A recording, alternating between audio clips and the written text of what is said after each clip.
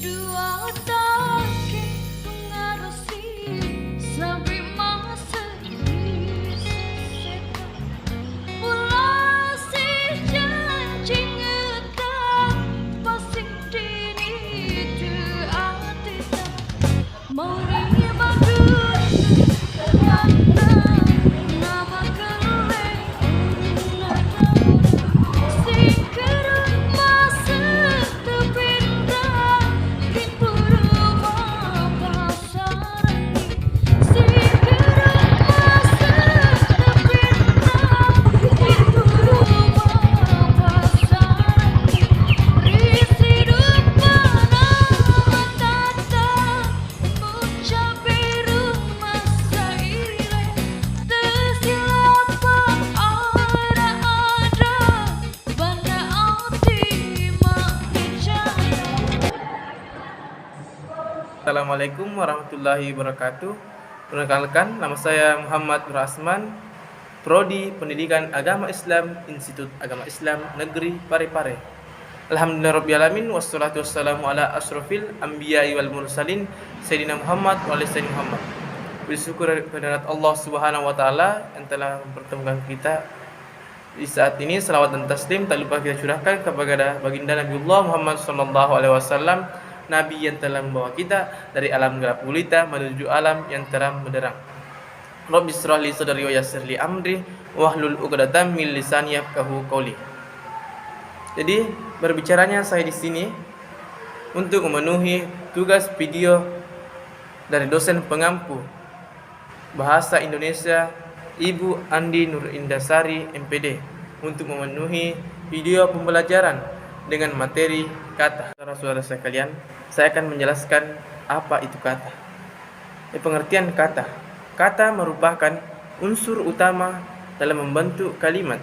Selain bentuk dasarnya, kata juga dibentuk melalui proses morfologis, yaitu afiksasi atau pengimbuhan,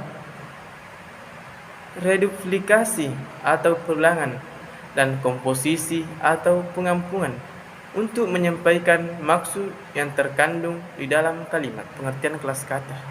Kelas kata adalah golongan kata dalam satuan bahasa berdasarkan kategori, bentuk, fungsi, dan makna dalam sistem gramatikal.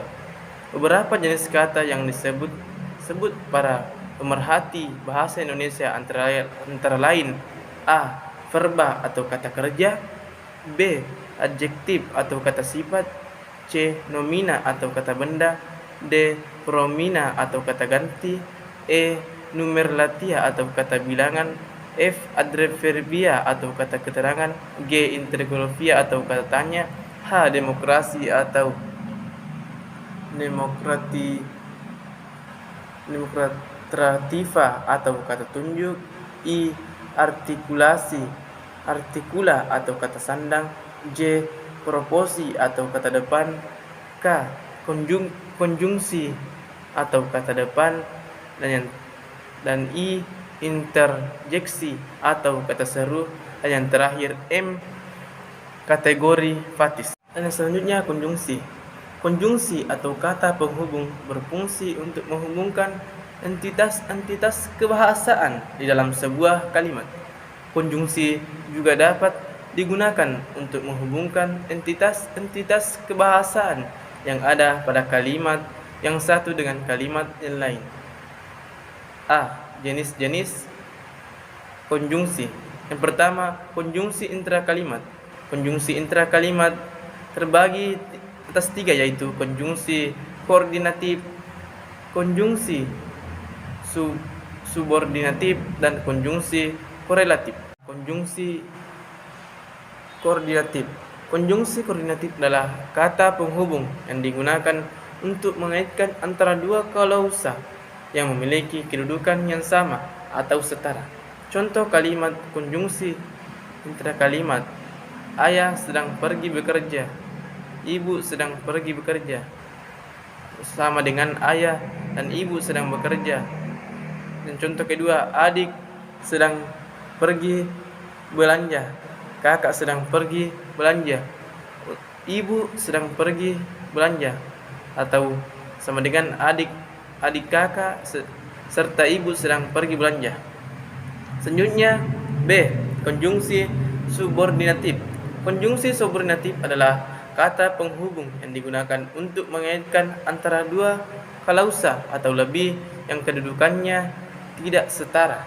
Contoh kalimat konjungsi subordinatif: dia datang, gurunya pergi ke kamar mandi, atau sama dengan dia datang sejak gurunya pergi ke kamar mandi. Tim itu akan menang. Sang pemain adalah tim yang cedera, sama dengan tim akan menang jika sang pemain andalan tidak cedera. C. Konjungsi korelatif. Konjungsi korelatif adalah kata penghubung yang digunakan untuk menggabungkan dua kata atau lebih kata kausa atau prasa, di mana kedua kata yang dihubungkan sama-sama subjek. Contoh kalimat konjungsi korelatif yaitu: baik ibunya maupun ayahnya tidak pernah absen untuk mengantarkannya ke sekolah. Dan contoh kedua, jangankan datang, merespon pun tidak. Yang kedua, konjungsi antara kalimat. Konjungsi antara kalimat adalah kata penghubung yang digunakan untuk menghubungkan dua kalimat atau lebih. Contoh kalimat konjungsi antar kalimat yaitu: Timnas Indonesia berhasil menang atas Nepal, mereka berhak tampil di Piala Asia 2023. Atau sama dengan Timnas Indonesia berhasil menang atas Nepal, oleh sebab itu mereka berhak tampil di Piala Asia 2023. Ketiga, konjungsi antar paragraf. Konjungsi antara paragraf digunakan untuk mengawali suatu paragraf untuk menghubungkan dengan paragraf sebelumnya. Contoh konjungsi antara paragraf yaitu: Ahmad sedang mendapatkan nilai yang bagus untuk mata kuliah matematika. Hal ini dikarenakan ia belajar sangat giat, belajar tiap malam, bahkan ia sampai lupa untuk makan seharian. Jenis kata depan. Berikut ini adalah beberapa jenis kata depan yang perlu diperhatikan. Di antaranya kata depan tunggal. Jenis-jenis kata depan yang pertama adalah kata depan tunggal. Salah satu jenis kata depan ini dapat diartikan sebagai kata yang memiliki bentuk hanya satu atau tunggal. Kata tunggal sendiri bisa dibedakan ke dalam dua jenis lagi, antara lain sebagai berikut. Pertama, kata dasar. Kata dasar dapat dipahami sebagai bagian dari jenis kata depan tunggal yang tidak memiliki imbuhan, awalan, atau sisipan. Contoh kata dasar dalam kata depan tunggal yang berbentuk kalimat antara lain yaitu: Ahmad membaca buku di kamar tidur. Selanjutnya B. Kata imbuhan. Berbeda dengan kata dasar, kata imbuhan merupakan jenis kedua dari kata depan tunggal. Contoh kata imbuhan dalam kata depan tunggal antara lain sebagai berikut: selama nyawa masih dikandung badan, maka kita harus tetap semangat berjuang.